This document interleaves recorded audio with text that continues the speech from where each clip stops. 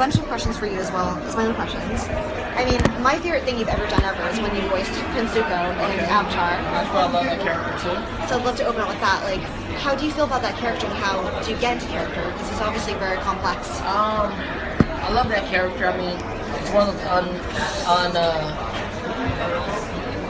of those. I didn't realize it was going to be what it became. I think both in Prince Zuko as a character himself, I originally thought he was a bad guy, in a very simple, plain term, and then him becoming this really complex, three-dimensional, kind of like really beautiful character of redemption, gorgeous, and then also at the same token didn't really understand what the show was about, and seeing, really out of nowhere this kind of like show on Nickelodeon, it's very un-Nickelodeon, become this really phenomenal hit for a generation. This really beautiful, detailed world that became in a lot of ways like a Star Wars for new generation, like a Harry Potter for that kind of thing, and then pretty wild. Yeah. And then also it to be Asian inspired and being Asian myself, it's like there's a pride to that for sure. Yeah, I mean, definitely. I remember watching that show with my mom when I was younger. I think it was in middle school when it first came out, or maybe like beginning of high school. But my mom was saying she was so surprised to see this on like TV, right, on like a news channel with like Asian culture clearly represented, right, and also the fact that they could. It's a kids show, but there's so many complex themes for it. Like my mom felt like this is like a cartoon that's really relatable for all ages. Yeah, I think that's the anime inspired stuff where anime is fun on one level for kids, and then it really speaks on another level to adults. And I think really that it shows you how much I think anime has influenced American animation. And one of the main examples is of course Avatar, but I think a lot of series since then have been influenced. As far as just the complexity of the anime and the complexity of the relationships and the characters. I think nowadays you can't make a cartoon like we did in the 80s. That's just pushing a toy with no real story or no real, It's just, isn't it not? Anime totally changed what it was to do animation. So Yeah, it's cool. definitely. And also I want to know too, like, why did you decide to become an actor, or like what exactly started you off on this career path? I was an actor. I've been an actor for 30 years so far in my life, and so I was a dancer before I was an actor, so I've always been an artist, and I don't know, I decided to become it. It's just always been part of my life. It's what me and my brothers and my family do. So I grew up in the business, so to speak. Not that I didn't choose it, because I know there's a different choice of like studying for so long. I mean, we studied for 20 years straight conservatory, acting, studied dance before that. When you're doing conservatory, you're doing anywhere from 1 day a week to 5 days a week of study. Wow. For 20 years. That's amazing. Which is great. It is amazing, and it was hard, but so I don't have to just choose it. It's just kind of like, it's what we do. It was just like your calling, man. I guess it's my calling. That's great, though. And I was also wondering, this is a question from both me and the editor-in-chief, too. Like, what is it like being a person of color actor, specifically an Asian American actor? Since right now in the industry, there's really not that many Asian American actors, we noticed. And I know my editor-in-chief is Filipino American. I'm Chinese Cambodian American. So we were just wondering, like, is there even a different perspective to share with us? Yeah, I mean, I've been, like I said, I've been around a long time, so I've seen it change and still changing. I mean, there's more Asians in mainstream media, television, film, whatever, than ever before, which is great. It's beautiful to see. Not near enough. But I was around a time when there was zero, almost, and the representation isn't. I think we have a lot of way to go. I think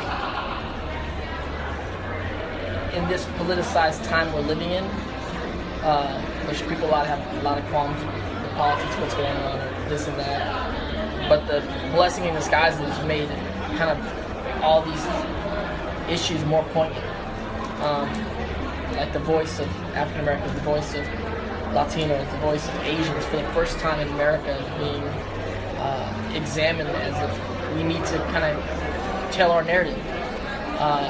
It's important. What a lot of people don't realize is that the stereotypes, especially within the Asian American world in multimedia, for the last 50 to 100 years, by and large, that narrative was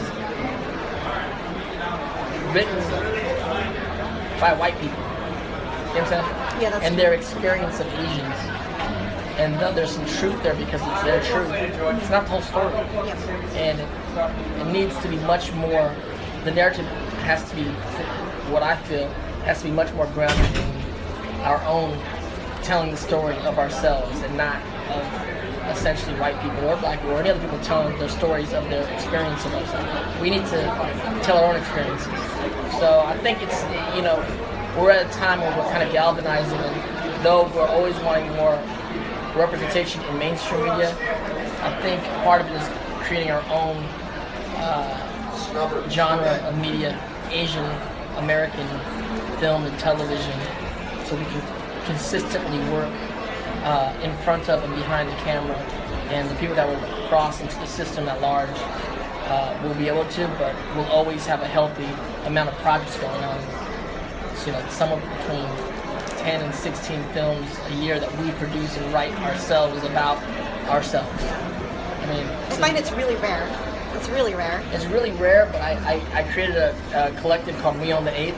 It's all about co-opting the 8th day of every month to spotlight Asian media in America. You can like follow the hashtag We Own the 8th. We have meetings in downtown LA every month on the 8th. And keynote speakers, some of the biggest Asian actors like Randall Park, like Justin Chan, or producers like Bernie Su or Alex Rubens, or people come in and talk to the next generation of content creators, and it's about us equipping the next generation of content creators. Like, let's get it done. Let's do it faster. Let's use the digital medium. Let's create this. I'm in the middle of creating some things that are in the works to really help us make more product. Because my whole thing is we need to make more product. That's the only way for us to kind of outscale. Because you understand, if we can get like, you know, Crazy Rich Asians is coming out next year. Right. If we were even able to get one movie out a year, an Asian film, we still wouldn't be good enough to compete with anybody for 100 years. I mean, you know what I'm saying? Yeah, especially, yeah. It's like white films are coming out. Each studio's All doing the time. 12 to 18 films a year, Yeah. right? Yeah, and that's not even including the indie films that happen, obviously. And not including the television. Yeah, and television So shows. it's like, yeah, we want the system to make more films for us, but we have to make our own films. We have to be doing 10 to 12 films a year already ourselves. So take a note out of the book, African American go create a Black Hollywood system.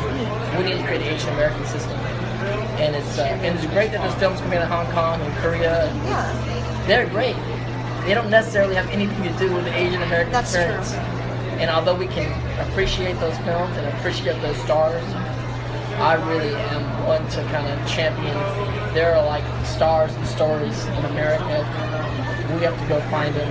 We have to go make them.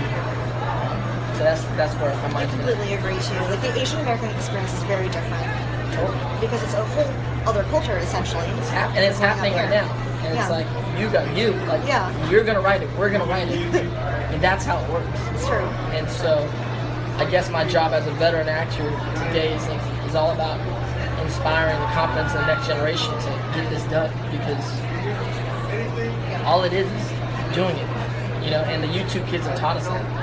So we're in the midst of kind of creating this movement. It's been 3 years now, and we've been approached by PBS to kind of do a show about it.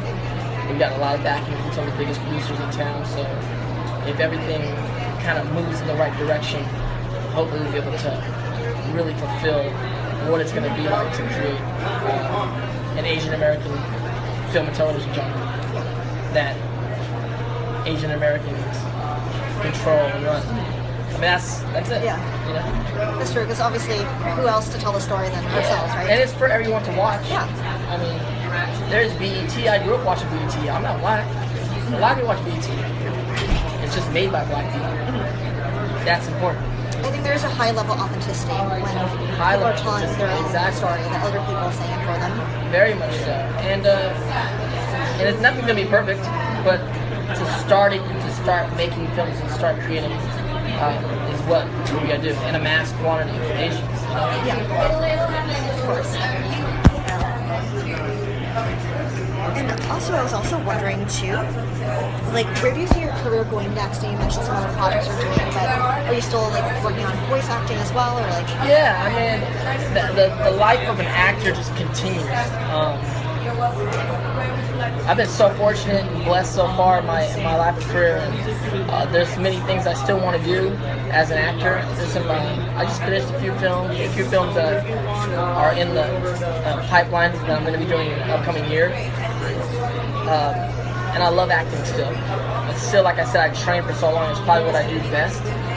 But on top of that, I write and produce. I have a production company called Kinetic Films out of Hawaii. We do Asian American Pacific Islander films. We did a film myself called Hang Loose, Kev Jumba, Justin Chong called Man Up. We did another dark feature called Paradise Broken, and sold 2 of those to Mar Vista, 1 to Lakeshore. We have another 3 in the pipeline for the next generation of Asian American stars, really. We got one with AJ Raphael coming up. There's another film with me and Tim Delgado that we're putting together. And I think writing and producing and curating and cultivating the next generation is a big part of what I'll be doing also. And then beyond that, you know, there's businesses that we're doing, and there's, you know, just growing up. So. Yeah. It's like a continuous adventure. Yeah, it just doesn't stop. I mean, it's been 30 years and it still can't stop, won't stop. That's amazing, though. That's good, though, because I think that's when you know you're in the right career field. You never feel bored, if you never feel unhappy, if you keep feeling happy. I'm excited about where we are and where we're going, and I like the conversation about it.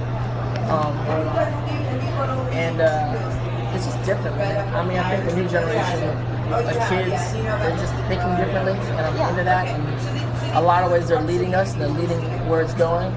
But at the same token, there's a balance where there's a lot to learn from us, you know, on the reverse end about craftsmanship and how things were. I mean, still have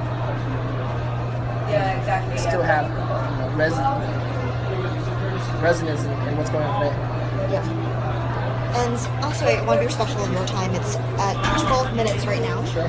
So I think they said 15 minutes, right?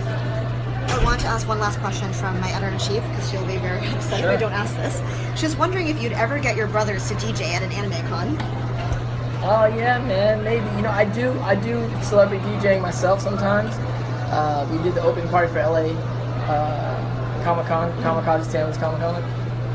That was fun, and I've done a cosplay ball. Nice. And I've done, you know, they fly me around to do some DJing. So maybe I get all the brothers together. For my birthday last year, the Bosco brothers came back and did a whole set of our old songs. And yeah, shout out to all the, you know, the young generation, especially Filipino girls that kind of grew up with Bosco brothers. Like, we're still around. Yeah, because we'd love to see you guys DJ at upcoming con if we can. That'd be cool. We can do it. We set it at the right time. We can put together a cool show. Nice. And do you have any last words for anyone out there who's feeling, I guess, insecure in their Asian American identity? Because I notice a lot of my Asian American friends are currently going through some of these issues with, like, dealing with realizing, because I know, I don't know if you heard, but, you know, like the Ghost in the Shell thing that came out and some other media-related things that came out, a lot of people feel like... Yeah, what you gotta understand is, like, it's good. We're in a great time. We're in the highest profile we've ever been as Asians in America. I think a lot of it, again, is dealing with how people experience us. And of course, there can be a lot of hurt feelings to draw from that. But again, it goes back to us as a community. It's on us to write our own stories and let that be the overwhelming story. And everyone else, you know, and everything else be a side story to actually what the actual narrative is. What we on the 8th is trying to do is we're trying to take back the narrative of what it is to be Asian in America. Because like I said earlier, the narrative that we're all living by, or being affected by, is not written by us. So once we take back the narrative, as we and our stories are the predominant stories telling you what it is to be Asian in America, the other stuff will just be side notes on their experience of it. It's not the truth of it. It's not our truth. It's not our story. It's their truth. Like, this is actually who we are. I I challenge people to go, they say, well, we know what the narrative is. It's been there forever. Like, they're nerdy and geeky and meek and quiet and awkward. I mean, whatever. You know what I'm saying? But I challenge you going, the Asian American today is not that. You go to a room, Asian American guy's probably the coolest guy in the room. The girl's cool. I mean, the Asian girl, they're tech savvy, they're fashion forward, fiercely intelligent, yes. Maybe one of the most intelligent people in the room. Not only that, the girls are gorgeous, the guys are handsome. With the narrative now that Asian groups always wins America's Best Dance Crew, they're like, oh, well, then you might be able to dance. You know what I'm saying? Like, the narrative changes, but we don't change with it because we're not writing it. And now it's time for us as a community at large. It's not going to be one movie. It's not one star. It's about several of us writing and doing, like what you're doing now. From the journalistic side to the music side to the film and television side. It's already happening. Yeah. We just have to put our focus on it and pushing it and support it. That's the other thing. It's about the creators creating and educating the audiences at large to understand why it's valid to support. Sure. And also show off that, you mentioned yourself too, there's so much diversity even within the community. Really need to show off that there is really no stereotype, it's like within the Asian American community, there's so many different people, different interests, different stories to tell, and we need to make sure that these stories can be heard. I mean, it's so different. Like, look what you Asian people talking about. Yeah. With no accent. Which would probably be jarring to a lot of people that aren't Asian. Yeah. Because they don't understand that's. I mean, there's a lot of Asians in America. That's the a lot thing that a lot of people don't realize. Like, and it's a part of our story. But exactly. The other part of our story is not being told enough. Yeah. And so that's where I'm trying to inspire us to kind of continue to push those boundaries and continue for us to tell our stories. That's great. Thank you so much. Thank you. Good. Done? Thank you so much. Thank you. Yeah, thank you. It was a pleasure speaking with you.